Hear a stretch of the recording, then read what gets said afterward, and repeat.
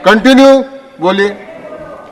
Sir, पिछले 10 सालों में टैक्स लगा लगाकर सरकार ने एक देश के आम आदमी का खून चूस लिया। अब आप मानिए, आप 10 रुपए कमाते हैं, उसमें से 3 साढ़े 3 रुपए आप इनकम टैक्स के माध्यम से दे देते हैं, 2 रुपए 2.5 रुपए जीएसटी आपका चूस लेता है, 1.5-2 रुपए आपका कैपिटल गेन टैक्स लगता है, सेस सरचार्जेस 1-1.5 रुपए के लग जाते हैं, तो मात्र 10 रुपए में से 7-8 रुपए तो सरकार के खजाने में चला जाता है।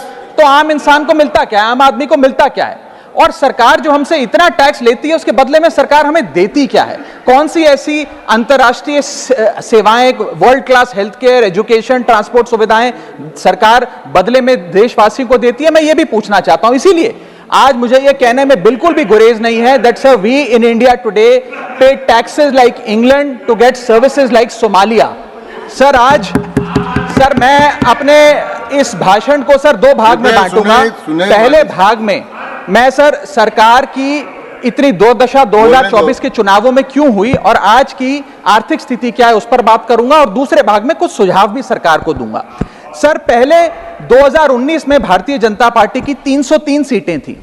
देश की जनता ने उन सीटों पर 18% जीएसटी लगाकर इनको 240 सीटों पर ला खड़ा किया। सर इसके कई कारण बताए जाते हैं। कोई कहता है कि धर्म का कार्ड नहीं चला, कोई कहता है जातीय कारण है, तो कोई कहने लगता है कि टिकट डिस्ट्रीब्यूशन में कमी रही। सर ये सब ऊपरी कारण है। मैं 3 कारण बताता हूं जिस वजह से भारतीय जनता पार्टी की ये दुर्दशा हुई। पहला कारण है इकोनॉमी, दूसरा कारण है इकोनॉमी, और तीसरा कारण भी है इकोनॉमी। सुनिए प्लीज, ये सर मैं बैठ जाता हूं। ये राष्ट्रपति के अभिभाषण पर चर्चा नहीं है, ये आम बजट पर चर्चा है। माननीय राघव चड्ढा जी आपस में बात नहीं करें।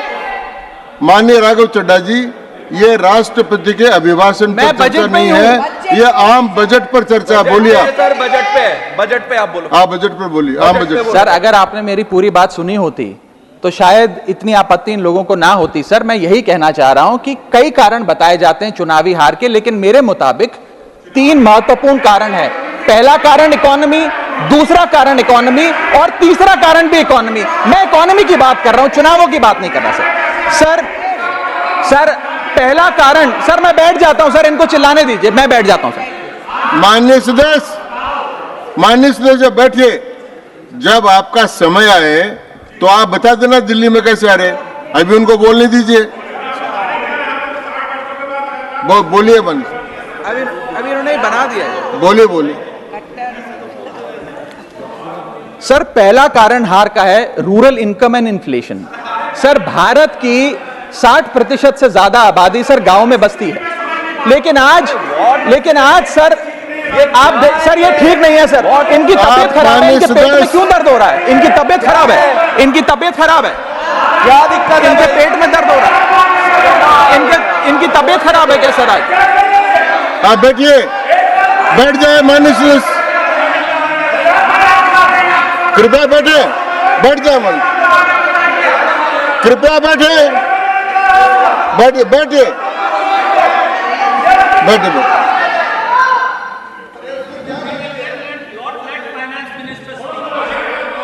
आप माननीय सदस्य डिस्टर्ब मत करें, इनको बोलने दें, आपको बोलने का अवसर मिलेगा, अब इनको बोलने दें। हाँ सर मैंने 2.5 मिनट बोला, उसमें 5 बार इन्होंने इंटरप्ट किया है। मैं अपना समय सूद समेत इनसे वसूलूंगा सर मैं आगे चलता हूं। सर इस देश में पहला मेरा कारण था, ब्याज की आदत ठीक नहीं है sir, rural income and inflation. Sir आज rising rural inflation, rural unemployment, low crop yield, income inequality, farmer debt, high input cost, low income, no MSP और क्रॉप लॉसेस के चलते यह आलम है सर कि रूरल इनकम ग्रोथ वित्तीय वर्ष 23-24 में डेकेडल लो पे।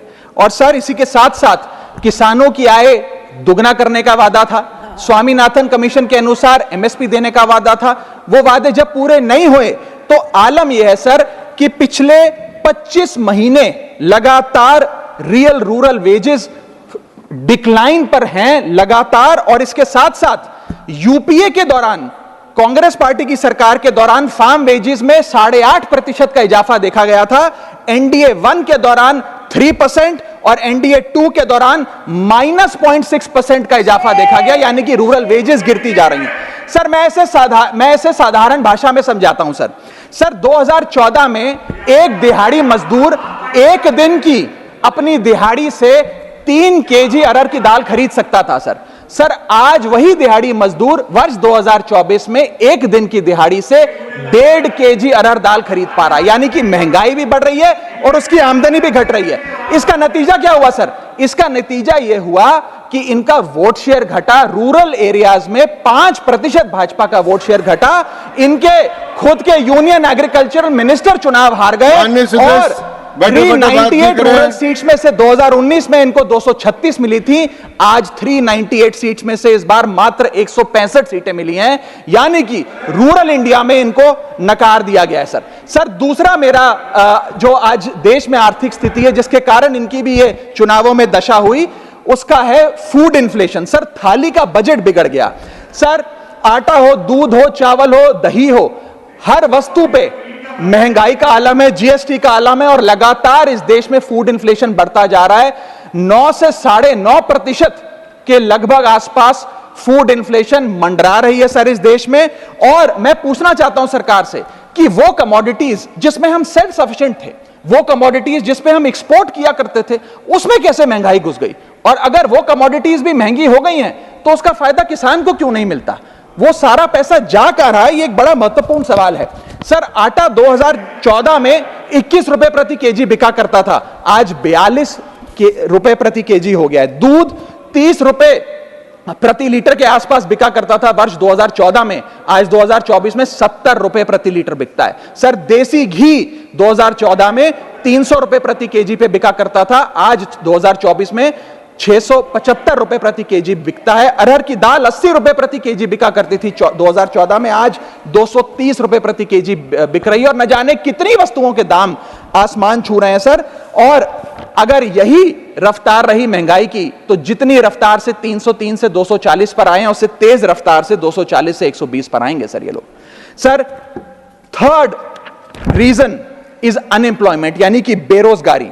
सर इनफॉर्मल सेक्टर हो या फॉर्मल सेक्टर हो, अनऑर्गेनाइज सेक्टर हो या ऑर्गेनाइज सेक्टर हो, हर जगह अनएम्प्लॉयमेंट है। और सीएमआई की रिपोर्ट यह बताती है कि अनएम्प्लॉयमेंट दर ऑर्गेनाइज सेक्टर की इस देश में 9.2% है। अनऑर्गेनाइज सेक्टर की तो बात ही भूल जाइए, ऑर्गेनाइज सेक्टर की अनएम्प्लॉयमेंट दर 9.2% है। और हम लोग अपने देश के ह्यूमन रिसोर्सेस को किस कागार पे लाकर खड़ा कर दिया है उसका आलम देखिए सर।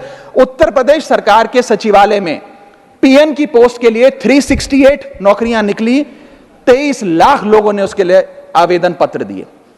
इंडियन रेलवेज के ग्रुप डी एम्प्लॉइज में 63,000 पोस्ट निकली, उसके लिए 2.5 करोड़ लोगों ने आवेदन पत्र दिए। 2.5 करोड़ ऑस्ट्रेलिया की आबादी से भी ज्यादा है sir 9,900 constable post Bihar police निकालती है, उसके लिए 11 लाख आवेदन पत्र आते हैं। और सर सारी चीजें छोड़िए, महाराष्ट्र सचिवालय के कैंटीन में 12 वेटरों को भर्ती करने के लिए जब आवेदन पत्र मांगे गए तो 7,000 लोगों ने आवेदन पत्र दिए, जिसमें कई पोस्ट ग्रेजुएट्स और ग्रेजुएट्स भी शामिल थे। सर ये बेरोजगारी का आलम है। चौथा, की सेक्टर स्टैग्नेशन। जितने की सेक्टर्स हैं इस देश में, कंस्ट्रक्शन हो, ट्रेड हो, जो इंप्लॉयमेंट क्रिएट करते उसमें एक स्टैग्नेशन आता जा रहा है। और इंडस्ट्री का इन्वेस्टमेंट जिसे कहते हैं ग्रॉस फिक्स्ड कैपिटल फॉर्मेशन, वो लगातार घटती जा रही है। और मुझे बताते हुए दुख है कि न्यू प्राइवेट इन्वेस्टमेंट वित्तीय वर्ष 24-25 के पहले क्वार्टर में 25 ईयर लो पर आ खड़ी है, यानी कि निवेश नहीं कर रही है इंडस्ट्री आज भारत देश की। सर पांचवा कारण है गिरती हुई पर कैपिटा इनकम, यानी कि प्रति व्यक्ति आय। देश के 12 राज्यों में लगातार पर कैपिटा इनकम घटी, उन 12 में से 9 राज्यों में भारतीय जनता पार्टी का वोट शेयर भी घटा। छठा कारण, decline in financial savings and rising debt burden on the Indian household, यानी कि एक औसतन भारतीय परिवार का कर्ज बढ़ता जा रहा है और उसकी सेविंग्स घटती जा रही हैं। फाइनेंशियली हम लोग फ्रेजाइल होते जा रहे हैं। और ये रिजर्व बैंक ऑफ इंडिया के गवर्नर ने खुद कहा कि सेविंग्स बैंक अकाउंट खातों में से सेविंग्स गायब होती नजर आ रही हैं। हमारा net financial savings to GDP ratio वो घट रहा है, हाउस होल्ड सेविंग्स हो वो घट रही हैं और लगातार सेविंग्स में डिक्लाइन देखा गया। और मैं सिर्फ बुराई नहीं करना चाहता, मैं सुझाव भी देना चाहता हूं। मैं आने वाले अपने भाषण के भाग में 8-10 महत्वपूर्ण सुझाव भी सरकार के लिए लाया हूं, देश हित में, देश की अर्थव्यवस्था के हित में सुझाव देना चाहता हूं। पहला सुझाव, index minimum wages with inflation, यानी कि न्यूनतम मजदूरी आय को बढ़ती महंगाई के साथ जोड़िए। Ma'am, inflation erodes purchasing power. Inflation, वो महंगाई वो दीमक है जो आपकी परचेजिंग पावर, आपकी संपत्ति को खा जाती है। इसीलिए आज मैं कहना चाहता हूं कि जैसे बेल्जियम जैसे देशों ने ऑटोमेटिक इंडेक्सेशन ऑफ वेजेस लागू किया है, उसी प्रकार हमारे देश में भी मिनिमम वेजेस की ऑटोमेटिक इंडेक्सेशन होनी चाहिए। और यहां मैं ये बताना चाहूंगा कि मेरे नेता अरविंद केजरीवाल जी ने, हमारी आम आदमी पार्टी की सरकार ने देश में सबसे ज्यादा मिनिमम वेजेस दिल्ली में देने का काम किया। दूसरा मेरा महत्वपूर्ण सुझाव, rework the agricultural pricing formula, यानी कि जब किसान खुले बाजार में अपनी फसल बेचने जाता है मैम, तो वहां पर एक मिनिमम रिजर्व प्राइस होना चाहिए, यानी कि उस प्राइस के नीचे किसान की कमाई नहीं होगी, किसान को उस रेखा के नीचे का दाम नहीं मिलेगा। इससे प्राइस वोलेटिलिटी से किसान बचेगा, इकोनॉमिक सिक्योरिटी किसान को मिलेगी और प्रोडक्शन में कंटिन्यूटी रहेगी। मेरा तीसरा सुझाव, legal guarantee to MSP in accordance with Swaminathan commission report. Swaminathan commission report की बात सुनते सुनते कि हम लागू करेंगे, मेरे भी बाल पक गए हैं, लेकिन आज तक लागू नहीं हुआ। मैं अनुरोध करूंगा सरकार से कि उस लीगल गारंटी को देश के किसान को सौंपे। चौथा और बहुत महत्वपूर्ण, हाथ जोड़कर विनती करना चाहूंगा, restore indexation on long term capital gain. Ma'am, पूरे दुनिया में इन्वेस्टर्स को इन्वेस्टमेंट्स करने के लिए, प्रमोट करने के लिए इंसेंटिवाइज किया जाता है। इस देश में इंडेक्सेशन हटाकर हम इन्वेस्टर क्लास को डिसइंसेंटिवाइज कर रहे हैं इन्वेस्ट करने के लिए। इंडेक्सेशन हटाना टैक्स लगाना नहीं है, इन्वेस्टर्स को पीनलाइज करने जैसा है। मैडम, मैं बताना चाहता हूं, inflation ravages the value of money. पैसे को खा जाता है इन्फ्लेशन, इसीलिए हम कॉस्ट ऑफ एक्विजिशन को इंडेक्स कर कैपिटल गेन टैक्स की कैलकुलेशन करते हैं। और जो लोग खुश हैं आज कि कैपिटल गेन टैक्स को 20% से घटाकर 12.5 कर दिया है, उनके लिए मैं एक उदाहरण लाया हूं। इस उदाहरण के माध्यम से हम समझ जाएंगे कि कैसे इंडेक्सेशन हटाना इस देश के इन्वेस्टर को एक बहुत बड़ी उसकी जेब पे डाका डालने जैसा है। मैडम, फर्ज करिए कि 2001 में आपने 1 करोड़ रुपए का एक मकान खरीदा।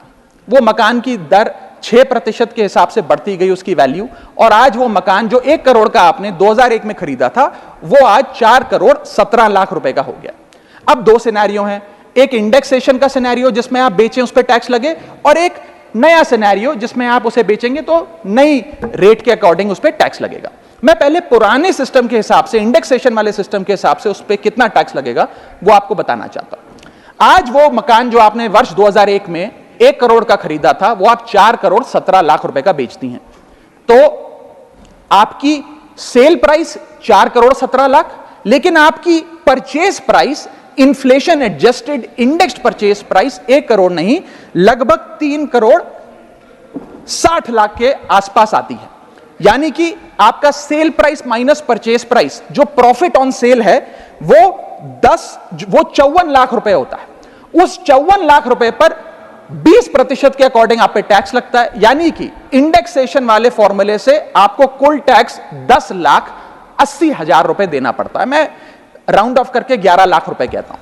लेकिन जो नई व्यवस्था है जिसमें इंडेक्सेशन आपसे छीन लिया गया है, उसमें sale price 4 crore 17 lakh, cost price 1 crore, मुनाफा 3 करोड़ 17 लाख, उस पर 12.5% टैक्स, यानी कि टैक्स कुल मिलाकर आपका बनता है 39,62,000। यानी कि नई व्यवस्था में वही 1 करोड़ का मकान अगर आप बेचेंगे आज 4 करोड़ 17 लाख का, तो आपको लगभग 40 लाख रुपए टैक्स देना पड़ेगा, और पुरानी व्यवस्था में आपको मात्र 11 लाख रुपए टैक्स देना पड़ेगा। यानी कि 40 माइनस 11 लगभग 29 लाख रुपए का एडिशनल टैक्स आपको देना पड़ेगा मात्र 1 करोड़ रुपए के प्लॉट की सेल पर। यह है इंडेक्सेशन का खेल। इसीलिए indexation long term capital investments के लिए अति आवश्यक है। मैं सरकार से अनुरोध करूंगा कि उसे ना हटाएं, और आज मैं इस सदन में भविष्यवाणी करता हूं, अगर आपने इंडेक्सेशन वापस लागू नहीं किया तो 3 चीजें होने जा रही हैं इस देश में। पहला, रियल एस्टेट में इन्वेस्टमेंट गिरने वाली है और लोग अपना ड्रीम होम कभी नहीं खरीद पाएंगे। दूसरा, अंडर वैल्यूएशन होगी प्रॉपर्टी डील्स की, सब लोग सर्कल रेट पे प्रॉपर्टी खरीदेंगे बेचेंगे, कोई असल कीमत नहीं बताएगा। और थर्ड थिंग जो इस देश में होने जा रही है, रियल एस्टेट सेक्टर में भारी तादाद में ब्लैक मनी आने जा रहा है अगर आपने ये इंडेक्सेशन का फैसला वापस नहीं लिया। मेरा 5वां सुझाव सरकार को, फाइनेंशियल सेविंग्स को इंसेंटिवाइज करिए। डेट में इक्विटी में, म्यूचुअल फंड्स में, बैंक डिपॉजिट्स में, फाइनेंशियल इन्वेस्टमेंट्स, और खास करके जो 24 से 36 महीने से अधिक लोग अपनी इन्वेस्टमेंट रखते हैं उन्हें इंसेंटिवाइज करिए, टैक्स मत करिए, पेनलाइज मत करिए। और मैं कहूंगा आने वाले समय में आपको लॉन्ग टर्म कैपिटल गेन पे टैक्स अबॉलिश करने के लिए भी सोचना चाहिए, ना कि उसे सिर्फ कम करना चाहिए। छठा मेरा सुझाव, review, revise and simplify GST. GST जिसे गहरा संकट टैक्स या गब्बर सिंह टैक्स के नाम से आज देशवासी जानते हैं, रोटी हो, कपड़ा हो, मकान हो, हर चीज पे जीएसटी लगा लगाकर हमने इस देश के इन्फ्लेशन पर भी जीएसटी लगा दिया, सारी चीजें महंगी हो गई। मेरा सुझाव है सरकार से कि इस जीएसटी के पूरे फ्रेमवर्क को कॉम्प्रिहेंसिवली स्टडी कर रिवाइज करिए, एक्सपोर्ट ओरिएंटेड सेक्टर्स में जीएसटी कम करिए ताकि हम ग्लोबली कंपेटिटिव बन सकें।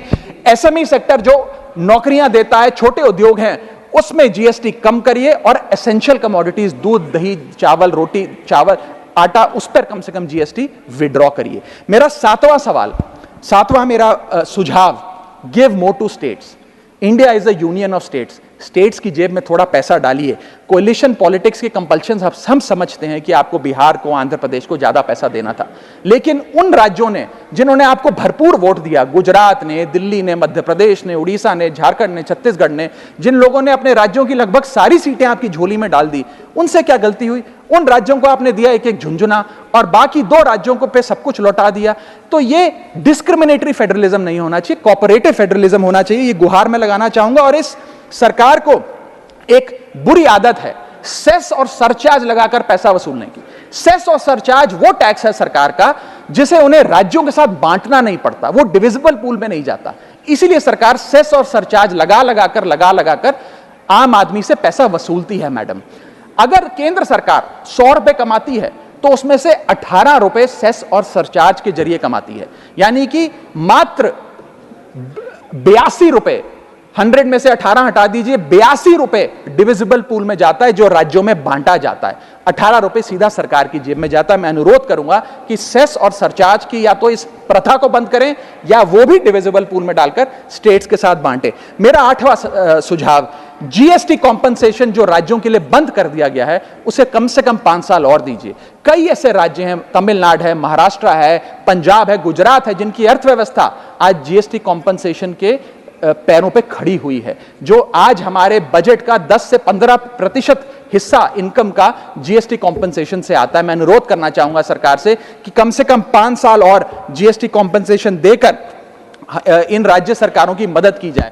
और अंत में बस मैं यही अपनी बात बोलकर खत्म करूंगा मैडम, कि इस बजट ने टैक्स बढ़ा बढ़ाकर इस देश के आम आदमी के खून चूसने का काम किया। मैं अनुरोध करूंगा कि डायरेक्ट टैक्स हो या इनडायरेक्ट टैक्स हो, इस पूरी व्यवस्था पे एक बार फिर से गौर फरमाया जाए। जो मैंने शुरुआत में कहा था उसे दोहराऊंगा, हम 10 रुपए अगर कमाते हैं तो उस पे 3-3.5 रुपए इनकम टैक्स लगता है, उस पे 2 से 2.5 रुपए जीएसटी खा जाता है, 1.5 रुपए का कैपिटल गेन टैक्स लगता है, आधे पैसे का सरचार्ज और सेस लगता है, यानी कि 10 रुपए में से 6 से 7 रुपए सरकार की जेब में चले जाते हैं। यानी कि अगर आप साल में 10 रुपए कमा रहे हैं तो 7 से 8 महीने की जो आपकी कमाई है वो सरकार ले जाती है, मात्र 3-4 महीने की कमाई आपकी जेब में आती है, और उस पर भी अन्य प्रकार के टैक्स लगते हैं। और उसके बदले में हमें कोई सुविधाएं नहीं मिलती है, ना ट्रांसपोर्ट, ना हेल्थ केयर, ना कोई इंफ्रास्ट्रक्चर, कोई ऐसे जैसे और बड़े बड़े विकसित देशों में, United states of America, United kingdom, European countries में जो हाई टैक्स रिजीम्स मानी जाती हैं उनमें नागरिकों को सुविधा दी जाती है, लेकिन उसके बदले में दिल्ली में, हिंदुस्तान में, देश भर में कोई ऐसी सुविधा केंद्र सरकार नहीं देती है। इसीलिए यह कहा जाता है that we impose taxes like the Europeans do to get services like sub Saharan countries. मैं अनुरोध करूंगा सरकार से कि इस टैक्स फ्रेमवर्क को डायरेक्ट हो या इनडायरेक्ट टैक्स हो उसका भी एक कॉम्प्रिहेंसिव रिव्यू करें। बहुत बहुत शुक्रिया। धन्यवाद माननीय